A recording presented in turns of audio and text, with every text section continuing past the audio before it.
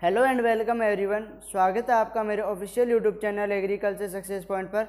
और आज अपने पढ़ेंगे रॉक्स, ठीक है, चट्टानों के बारे में पढ़ेंगे, ठीक है। Igneous rock, sedimentary rock, metamorphic rock कैसे बनती है उनकी बात करेंगे आज इंट्रोडक्शन करेंगे, ठीक है। कल से अपने प्रत्येक रॉक के बारे में बात करेंगे। यदि टाइम बचा तो आज अपने इग्नियस रॉक कंप्लीट भी कर लेंगे, ठीक है ना। तो चलिए स्टार्ट करते हैं रॉक्स को। यदि आप चैनल पर नए हैं तो चैनल को सब्सक्राइब करके बेल आइकन को दबा देना और वीडियो को लाइक करके शेयर ज़रूर कर देना, ठीक है। तो रॉक्स की बात करते हैं, चट्टान, ठीक है, चट्टानों की बात करते हैं। देखिए रॉक होती क्या है, चट्टान होती क्या है कि प्राकृतिक रूप से जो सॉलिड मास होता है ना, ठीक है, कुछ का दो या दो से अधिक मिनरल्स का, ठीक है, दो से अधिक खनिज जो पदार्थ है उनसे मिलकर जो एक सॉलिड मास बनता है, ठोस पदार्थ बनता है, ठोस द्रव्यमान बनता है, उसी को क्या बोलते हैं, अपने रॉक बोलते हैं ना। तो इसकी डेफिनेशन क्या लिखेंगे, naturally formed solid mass of 2 or more than 2 minerals is called rock, ठीक है। उसको क्या बोलते हैं, चट्टान बोलते हैं। प्राकृतिक रूप से, ठीक है, प्राकृतिक रूप से ठोस द्रव्यमान जो दो या दो से अधिक खनिजों से मिलकर बना होता है उसको क्या बोल देते हैं, अपने चट्टान बोल देते हैं, रॉक बोल देते हैं, ठीक है। अब इसके अंदर ये कुछ टर्म्स होती हैं, जैसे पेट्रोजेनेसिस हो गया, पेट्रोलॉजी क्या होता है, पेट्रोग्राफी क्या होता है, उनकी बात करते हैं। पेट्रोलॉजी, ठीक है, किसकी बात करते हैं, अपने पेट्रोलॉजी की बात करते हैं। पेट्रोलॉजी क्या होता है, स्टडी ऑफ रॉक, ठीक है, रॉक की जो स्टडी करते हैं उसको क्या बोल देते हैं, अपने पेट्रोलॉजी बोल देते हैं। एक सेकेंड रुकना, उसको क्या बोल देते हैं, अपने पेट्रोलॉजी बोल देते हैं। तो study of rocks, study of rocks, ठीक है, चट्टानों के अध्ययन को क्या बोल देते हैं, अपने पेट्रोलॉजी बोल देते हैं। हिंदी में भी पेट्रोलॉजी बोल देते हैं, ठीक है ना। तो चट्टानों के अध्ययन को या स्टडी ऑफ रॉक्स क्या कहलाता है, पेट्रोलॉजी कहलाता है। पेट्रोजेनेसिस,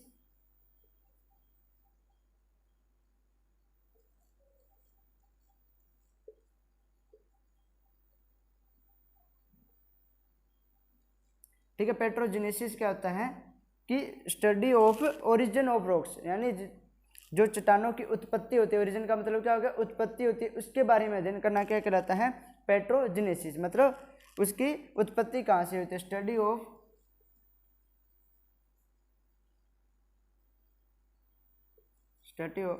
ऑफ ओरिजिन ऑफ रॉक्स, ठीक है। चट्टानों की उत्पत्ति का अध्ययन क्या कहलाता है, पेट्रोजेनेसिस कहलाता है। पेट्रोलॉजी क्या होता है, चट्टानों का अध्ययन, स्टडी ऑफ रॉक्स, ठीक है। इसके बाद में एक आता है पेट्रोग्राफी,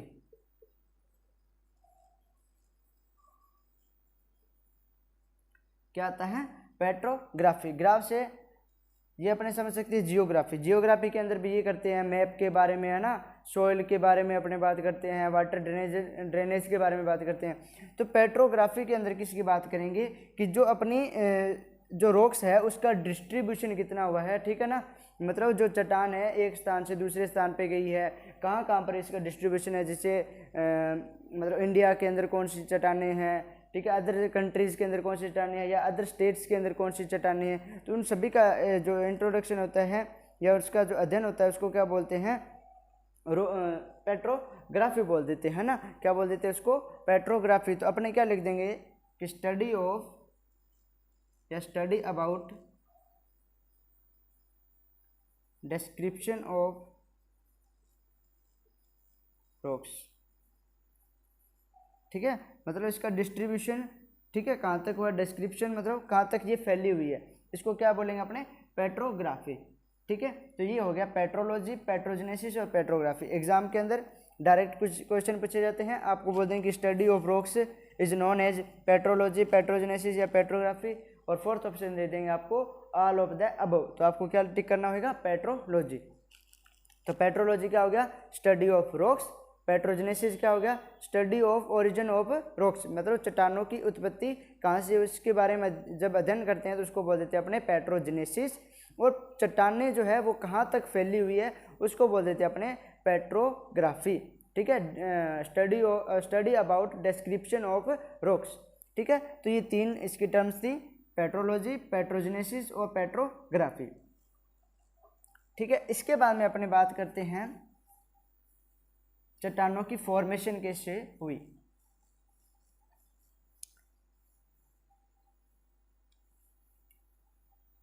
ठीक है, एक चीज और याद रख लेना, मेनोमॉर्फिक रॉक्स।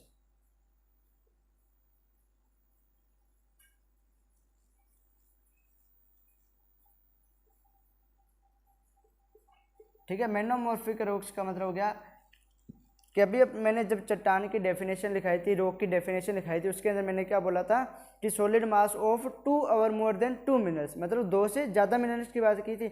लेकिन जब 1 मिनरल से ही बनी हुई चट्टान होती है तो उसको क्या बोल देते हैं अपने, मेनोमॉर्फिक चट्टान बोल देते हैं, मेनोमॉर्फिक रॉक्स बोल देते हैं। तो याद रख लेना कौन कौन से मेनोमॉर्फिक, 2 हैं, कौन कौन सी है 2, एक तो डूनाइट है और एक ओलिवाइन है। ठीक है, डूनाइट और ओलिवाइन 2 जो है मेनोमॉर्फिक रॉक्स हैं। ठीक है, ये सिर्फ एक ही खनिज से मिलकर बनी हुई होती है, इसलिए इनको क्या बोल देते हैं अपने, मेनोमॉर्फिक रॉक्स बोल देते हैं। ठीक है, क्या बोल देते हैं इसको, मेनोमॉर्फिक रॉक्स बोल देते हैं किसको, डूनाइट और ओलिवाइन को। आई होप कि आपको अच्छे से समझ आ गया होगा। ठीक है, इसके बाद में अपने चट्टान कैसे बनी इसकी बात कर लेते हैं। और यदि ये चीज़ आपको समझ आ गई बेसिक वाली, तो आपको चट्टानों के अंदर पढ़ने में दिक्कत नहीं होगी। अब देखिए, उसको पढ़ने से पहले आप याद रखिए, आपको पता है तो अर्थ की है यानी पृथ्वी जो, उसकी उत्पत्ति कहाँ से हुई है, उसकी हुई है सूर्य से। आप सोचोगे सर सूर्य तो इतना गर्म है, फिर पृथ्वी पर जीना कैसे हुआ। तो देखिए, जो सूर्य था उससे एक टुकड़ा गिरा, ठीक है, बहुत गर्म था, लेकिन जैसे जैसे तापमान जो मॉइस्चर वगैरह के कांटेक्ट में आया तो वो धीरे धीरे ठंडा होने लगा। जैसे धीरे धीरे ठंडा हुआ तो वहाँ पर जीवों की धीरे धीरे उत्पत्ति होने लगी और पूरी पृथ्वी का निर्माण हो गया। ऐसे ही इसके अंदर क्या हुआ कि मोल्टन मैग्मा था। ठीक है, ठीक है, जिसको बोल देते हैं गर्म लावा। ठीक है, आप लावा भी बोल सकते हैं। ठीक है, ये गर्म लावा था, ये क्या हुआ, ठंडा हुआ। जैसे मंगल ग्रह पे था ना कि मंगल ग्रह पे विस्फोट हुआ था, उसके कारण उसका जो लावा था वो धीरे धीरे ठंडा हुआ। फिर जैसे जैसे ठंडा होता गया उसके अंदर जीवों की उत्पत्ति हुई। ठीक है, जो गैसेस थी उन्होंने मिलकर क्या बना दिया, पानी, हाइड्रोजन और ऑक्सीजन थी उन्होंने मिलकर पानी बना दिया। फिर वहाँ पर जैसे मछली की उत्पत्ति हुई, तो धीरे धीरे ऐसे ऐसे जीवों की उत्पत्ति होती रही। ठीक है ना, तो ऐसे पृथ्वी के अंदर हुआ था। ठीक है, धीरे धीरे पृथ्वी की उत्पत्ति होगी सूर्य से, जब वो लावा गर्म था। तो यहाँ पे भी अपने इसको इसी टाइप से समझे कि ये मोल्टन मैग्मा था, गर्म लावा था। ये जब धीरे धीरे ठंडा हुआ और ठोस होता गया, ठीक है, कूलिंग एंड सॉलिडिफिकेशन। ठीक है, जैसे जैसे धीरे धीरे ठंडा होता गया और सॉलिड होता गया तो इससे कौन से बनेगी, इग्नियस रॉक।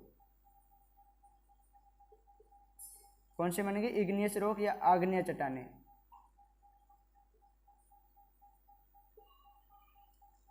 कौन सी चट्टानें बनेंगी, आग्नेय चट्टानें, इग्नियस रॉक बन गई। ठीक है ना, अब इग्नियस रॉक जो है उसके अंदर, ठीक है, उसकी धीरे धीरे वेदरिंग होती रही है ना। ठीक है, इससे धीरे धीरे मतलब सेडिमेंट जो है निकलते रहे। अब जब ये सेडिमेंट आगे जाके जब डिस्पोज हुए, एक साथ इकट्ठा हुए, तो उनसे जो चट्टानें बनी उनको बोल दिया अपनों ने सेडिमेंट्री रॉक्स। ठीक है, तो इनसे जो सेडिमेंट निकले, ठीक है, वो सेडिमेंट आगे जाके डिस्पोज हो गए, इकट्ठा हो गए, तो उनको जो उनसे रॉक बनी उनको नाम भी क्या दे दिया, सेडिमेंट्री रॉक। कौन सी बनेगी, सेडिमेंट्री रॉक। ठीक है, इनको क्या बोल देते हैं, तलछट चट्टानें। ठीक है, क्या हुआ इसके अंदर, सेडिमेंट डिपोजिशन।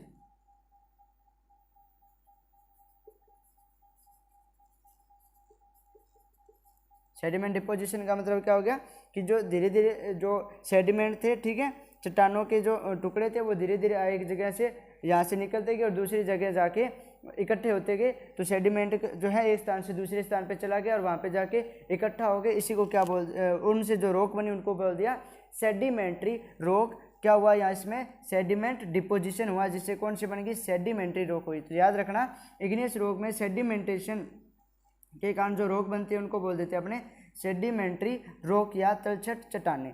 अब देखिए जो इग्नियस रॉक है, ठीक है, और जो सेडिमेंट्री रॉक है इसके अंदर जो है हीट और प्रेशर के कारण, ठीक है, इनमें हीट और प्रेशर के कारण धीरे धीरे इनमें परिवर्तन होता रहा, ठीक है, और इनमें हीट और प्रेशर से एक जो है अलग ही चट्टान बनेगी जिसको क्या नाम दे दिया मेटामॉर्फिक रॉक्स।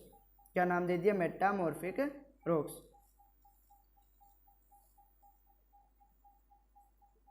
ठीक है, इनको बोल देते हैं रूपांतरित चट्टानें।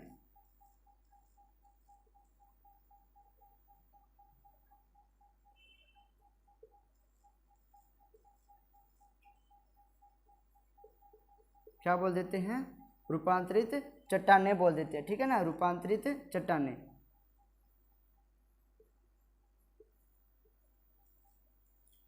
मेटामॉर्फिक रॉक्स या रूपांतरित चट्टानें इनको बोल दिया। तो याद रखना कि मोल्टन मैग्मा या गर्म लावा था, उसमें क्या हुआ कूलिंग और सेडिमेंटेशन हुई, सॉरी कूलिंग और सॉलिडिफिकेशन हुआ, उससे कौन सी बन गई इग्नियस रॉक, और इग्नियस रॉक के अंदर सेडिमेंट डिपोजिशन हुआ, उससे कौन सी बन गई सेडिमेंट्री रॉक, और इग्नियस रॉक और सेडिमेंट्री रॉक जो है उसके अंदर हीट और प्रेशर से कौन सी रॉक बन गई मेटामॉर्फिक रॉक, जिनको बोल दिया अपनों ने रूपांतरित चट्टानें। मतलब इनका ही रूपांतरण है इसलिए इनको नाम भी क्या दे दिया रूपांतरित चट्टानें या मेटामॉर्फिक रॉक्स। क्या बोल देते हैं इसको मेटामॉर्फिक रॉक्स बोल देते हैं। अब इसके बारे में बात करते हैं, यहीं पे बता देता हूँ, ठीक है। क्या हुआ हीट और प्रेशर से,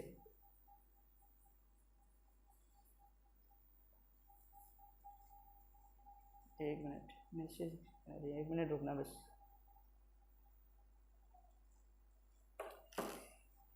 हीट और प्रेशर से ये बना। अब देखिए जो इग्नियस रॉक थी, तो याद रखना मोल्टन मैग्मा था, गर्म लावा था, ये जब ठंडा हुआ, ठीक है, जिससे कौन सी बनी इग्नियस रॉक बनी। तो इसको क्या बोल देते हैं अपने प्राइमरी रॉक भी बोल देते हैं। सबसे पहले बनी कौन है इग्नियस रॉक है, तो इसको क्या बोल देते हैं अपने प्राइमरी रॉक्स,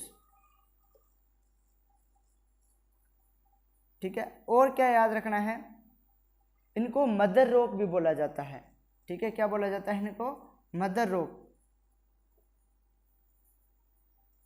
मदर रॉक क्यों बोला जाता है, क्योंकि इसकी फॉर्मेशन सेडिमेंट्री रॉक की फॉर्मेशन इग्नियस से हो रही है, मेटामॉर्फिक की भी इग्नियस से हो रही है, इसलिए इनको मदर रॉक बोला जाता है। किसको इग्नियस रॉक को। तो प्राइमरी रॉक कौन सी होगी इग्नियस रॉक को प्राइमरी रॉक बोला जाता है, और मदर रॉक भी बोला जाता है। किसको इग्नियस रॉक जो होती है इसको बोला जाता है प्राइमरी रॉक, और मदर जो रॉक होती है इसको बोला जाता है, ठीक है ना।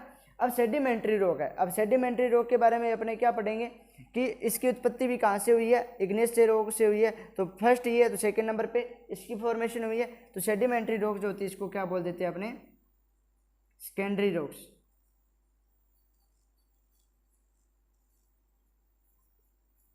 ठीक है। इसको एक्वस रॉक भी बोल देते हैं।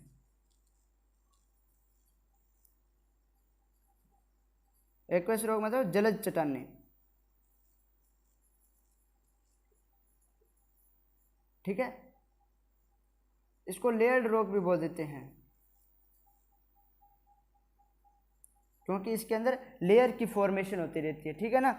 जैसे मान लो यहाँ से क्या हुआ सेडिमेंट डिपोजिशन हुआ, पहले एक लेयर बनी, फिर दोबारा पानी के साथ या किसी के साथ बह के आए दूसरे, फिर वो यहाँ पे जमे गए। तो इस प्रकार से इनकी क्या बनती गई एक लेयर बनती गई, इसलिए इसको क्या बोल देते हैं अपने लेयर्ड रॉक भी बोल देते हैं। तो याद रखना इग्नियस रॉक को प्राइमरी रॉक भी बोला जाता है, मध्य रॉक भी बोला जाता है, और एक चीज़ याद रखना ये ओल्डेस्ट रॉक भी है। मतलब सबसे पुरानी चट्टानें कौन सी है इग्नियस रॉक है, सबसे पहले यही बनी थी, इसलिए इनको ओल्डेस्ट रॉक भी बोला जाता है। तो इग्नियस प्राइमरी रॉक आपसे पूछा जाए तो भी आप इग्नियस दोगे बताओगे, मदर रॉक पूछा जाए तो भी आप इग्नियस के बारे में बताओगे, ओल्डेस्ट रॉक की बात आएगी तो आप किसका नाम लोगे इग्नियस रॉक का नाम लोगे। और जब आपसे पूछा जाए सेकेंडरी रॉक्स तो आप सेडिमेंट्री रॉक्स का नाम लोगे। एक्वस रॉक किसको बोल देते हैं तो सेडिमेंट्री रॉक को बोल देते हैं। लेयर्ड रॉक किसको बोल देते हैं तो सेडिमेंट्री रॉक को बोल देते हैं। और एक चीज़ और याद रखना इसके अंदर क्या प्रेजेंट होते हैं फॉसिल्स, क्या प्रेजेंट होते हैं? फॉसिल्स। ठीक है, तो पूछा जाता है कि fossils are present in which rock, तो आपको बताना होता है कि सेडिमेंट्री जो रॉक है उसके अंदर क्या प्रेजेंट होते हैं? फॉसिल्स प्रेजेंट होते हैं। ये था इसका रॉक का इंट्रोडक्शन कि जो मोल्टन मैग्मा था, गर्म लावा था, उसके अंदर कूलिंग हुई, सॉलिडिफिकेशन हुआ, इससे इग्नियस रॉक बन गई। ठीक है, ठंडा और उसके ठोस होने से कौन सी बनेगी? आग्नेय चट्टानें बनेगी। आग्नेय चट्टानों में सेडिमेंट डिपोजिशन के कारण जो तलछट चट्टानें बनी, इसमें जो तापमान और प्रेशर के कारण, ठीक है, दबाव के कारण कौन सी बनेगी? रूपांतरित चट्टानें बनेगी। ठीक है, ये था इसका बेसिक इंट्रोडक्शन। आपको पता लग गया अभी किससे कौन सी रॉक्स बनी हैं, किसको क्या बोल देते हैं, मेटामॉर्फिक रॉक कौन सी होती है। अब जब डेफिनेशन लिखेंगे तो आपको आसानी से पता लग जाएगा कि हाँ डेफिनेशन का मतलब ये होता है। ठीक है ना, सेडिमेंट डिपोजिशन का नाम आएगा तो आप समझ जाओगे कि ठीक है, इग्नियस रॉक थी, उसका सेडिमेंट जो है एक जगह दूसरे जगह रुका, उसी को बोलते हैं सेडिमेंट डिपोजिशन। ठीक है ना, तो ये था बेसिक इसका इंट्रोडक्शन। ठीक है, अब एक चीज़ याद रखना कि जो मेटामॉर्फिक रॉक है उसके अंदर मैंने बोल दिया कि हीट प्लस प्रेशर से बनती है। तो एक यहाँ पे टर्म यूज होती है, कौन सी? मेटामॉर्फिज्म।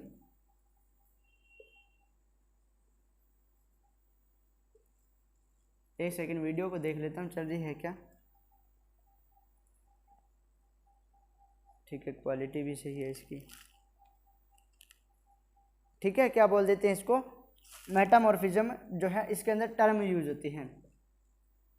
अब चीज़ याद रखना, मेटामॉर्फिज्म होता क्या है कि कोई भी मतलब उसकी फॉर्म है, जैसे ठोस है, लिक्विड है, गैसियस फॉर्म है। जैसे लेटेंट हीट के अंदर पढ़ा था ना कि लिक्विड का सीधा ही गैसियस में, ठीक है, सॉलिड का सीधा ही गैसियस फॉर्म में कन्वर्ट होना। वैसे ही याद रखना ना कि किसी भी फॉर्म को चेंज होने में, ठीक है, किसी फॉर्म को चेंज होना ही क्या कहलाता है? मेटामॉर्फिज्म कहलाता है। ठीक है, तो टू चेंज इन फॉर्म,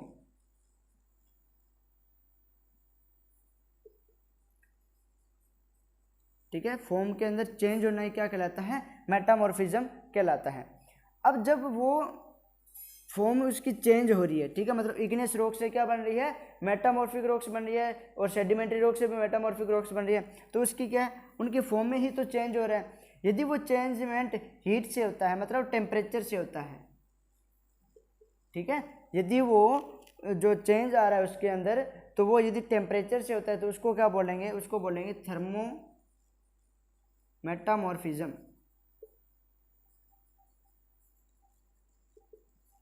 क्या बोलेंगे उसको? थर्मोमेटामॉर्फिज्म। ठीक है, यदि जो रूपांतरण है, आप ये भी बोल सकते हो कि जो हिंदी में कि जो रूपांतरण है यदि वो तापमान के द्वारा हो रहा है तो उसको क्या बोलेंगे? थर्मोमेटामॉर्फिज्म। और यदि वो प्रेशर से हो रहा है, ठीक है, यदि उसके अंदर उसकी फॉर्म में चेंज जो है वो प्रेशर के कारण हो रहा है तो उसको क्या बोल देंगे अपने? उसको बोल देंगे डायनेमो मेटामॉर्फिज्म। ठीक है, क्या बोल देंगे? Dynamo metamorphism. ठीक है, तो ये चीज़ें हैं, याद रखना, डायनेमो मेटामॉर्फिज्म। ठीक है, डायनेमो मेटामॉर्फिज्म बोलते हैं यदि प्रेशर से चेंज हो रहा है।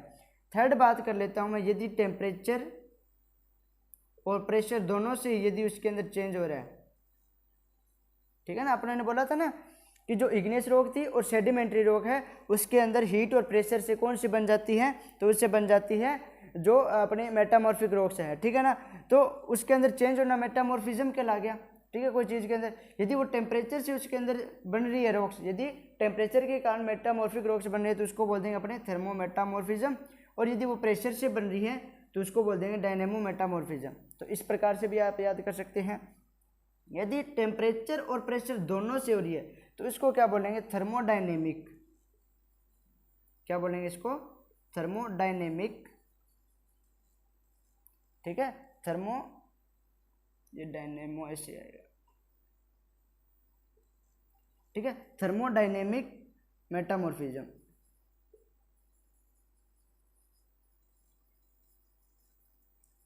ठीक है, तो ये याद रख लेना कि यदि टेम्परेचर से हो रहा है तो उसको बोलेंगे थर्मो मेटामॉर्फिज्म, प्रेशर से हो रहा है तो उसको डायनेमो मेटामॉर्फिज्म, और टेम्परेचर प्लस प्रेशर दोनों से हो रहा है तो उसको क्या बोल देंगे, थर्मोमेटामॉर्फिज्म।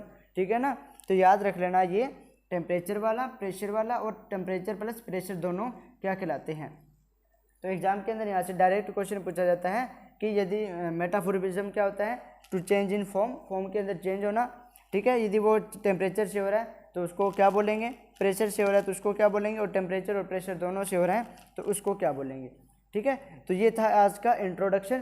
ठीक है, मैं टाइम देख लेता हूँ, यदि टाइम काफ़ी पड़ा है वीडियो के अंदर तो अपने इग्नियस रॉक के बारे में भी पढ़ लेंगे। चलो 11 मिनट पढ़े अपने, पढ़ लेते हैं इग्नियस रॉक के बारे में।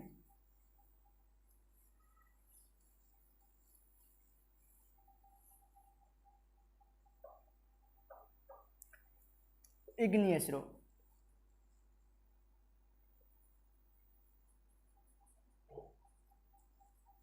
कौन सी, इग्नियस रॉक या आग्नेय चट्टानें।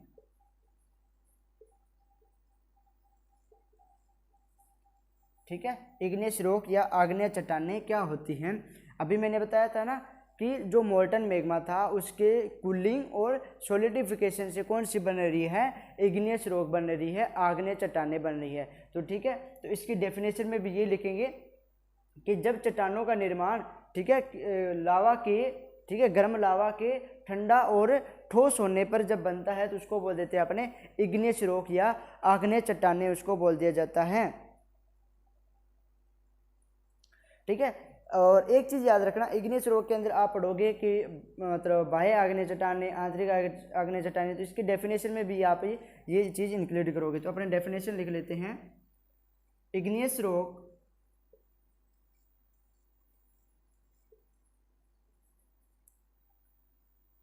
Are formed by cooling and crystallization of molten magma above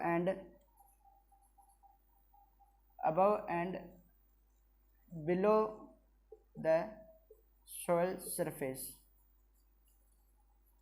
ठीक है, जब जो आग्नेय चट्टानें क्या होती है कि इस मतलब आग्नेय चट्टानों का निर्माण कैसे होता है, कूलिंग यानी ठंडा होने और क्रिस्टलाइजेशन मतलब उसका क्रिस्टलीकरण होने, किसका, मोल्टन मैग्मा का।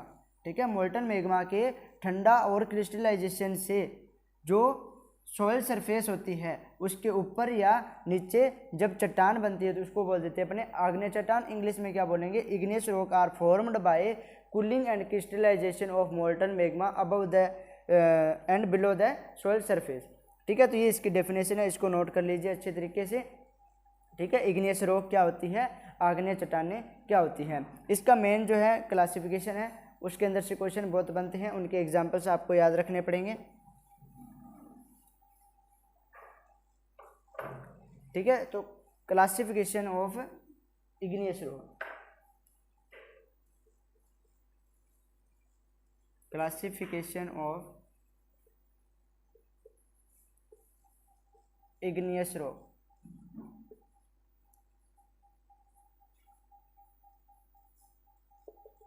ठीक है ना, क्लासिफिकेशन ऑफ इग्नियस रॉक। तो इसका क्लासिफिकेशन अपने पढ़ते हैं। तो फर्स्ट इसका क्लासिफिकेशन है, इसके दो क्लासिफिकेशन है। ठीक है ना, एक तो है सिलिका के बेस पे और एक है जो इसकी ओरिजिन के बेस पे। ठीक है, तो बेस्ड ऑन सिलिका कंटेंट पहला है, बेस्ड ऑन सिलिका कंटेंट। ठीक है, based on silica content, silica के कंटेंट पे इनको 3 पार्ट में डिवाइड किया गया है, acid igneous rock, neutral igneous rock और जो बेसिक इग्नियस रॉक है उसके बारे में, इसमें 3 पार्ट में जो है डिवाइड किया जाता है, एसिड इग्नियस रॉक और न्यूट्रल और बेसिक इग्नियस रॉक। ठीक है ना, इसको आप सिलिका कंटेंट या अपने बोल सकते हैं chemical composition, based on chemical composition.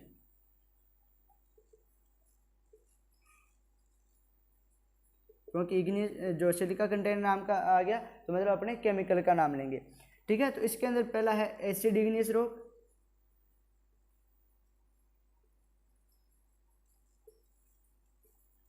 दूसरा है न्यूट्रल,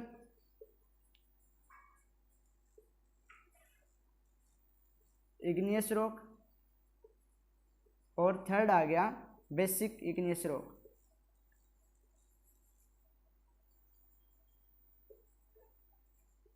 ठीक है, acid igneous rock, neutral igneous rock और बेसिक इग्नियस रॉक। अब acid igneous rock, neutral igneous rock और बेसिक इग्नियस रॉक के अंदर आपको बस एक चीज़ याद रखना है कि सिलिका कंटेंट कितना होता है और इनके एग्जाम्पल क्या है। याद रखना है ना कि जब सिलिका कंटेंट 45 से 55% हो तो वो कौन सी होगी, बेसिक इग्नियस रॉक।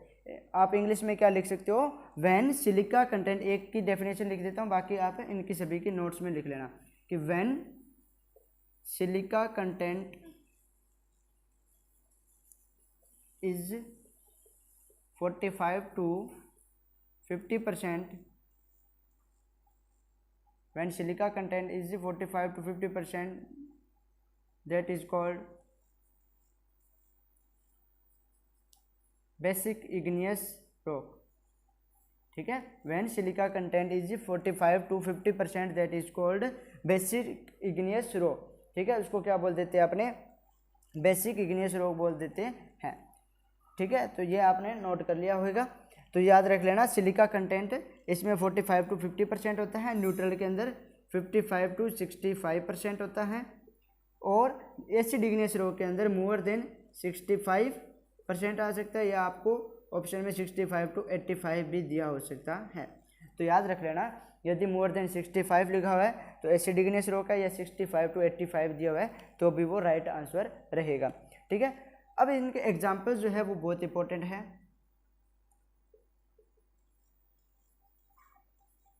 ठीक है, एसिड जो इग्नियस रॉक है इसका एग्जाम्पल क्या है, ग्रेनाइट।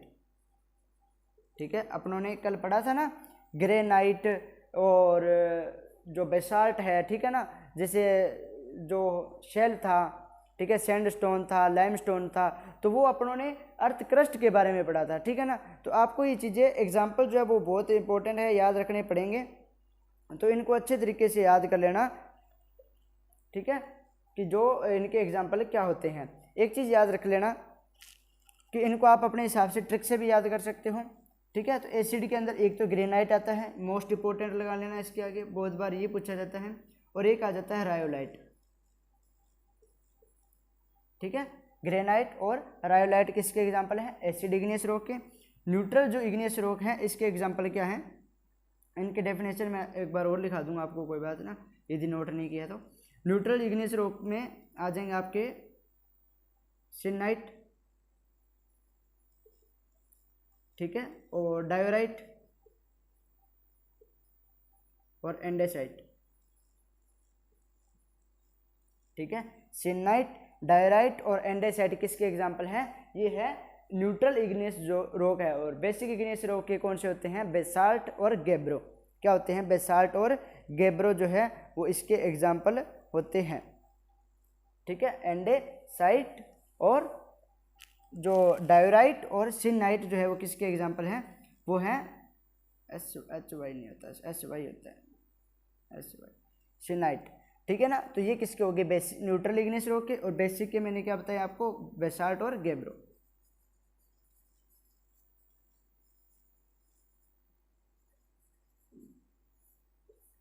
तो याद रख लेना एसिड इग्नियस रॉक के कौन है, ग्रेनाइट और रायोलाइट हैं। न्यूट्रल इग्नियस रॉक के क्या है, सिनाइट, डायोराइट और एंडेसाइट एग्जाम्पल हैं। और जो बेसिक इग्नियस रॉक हैं उसके आप ये याद रख सकते हो BG से, हम BG चल रहे हैं ना, बेसाल्ट और गेब्रो इसके एग्जाम्पल हैं।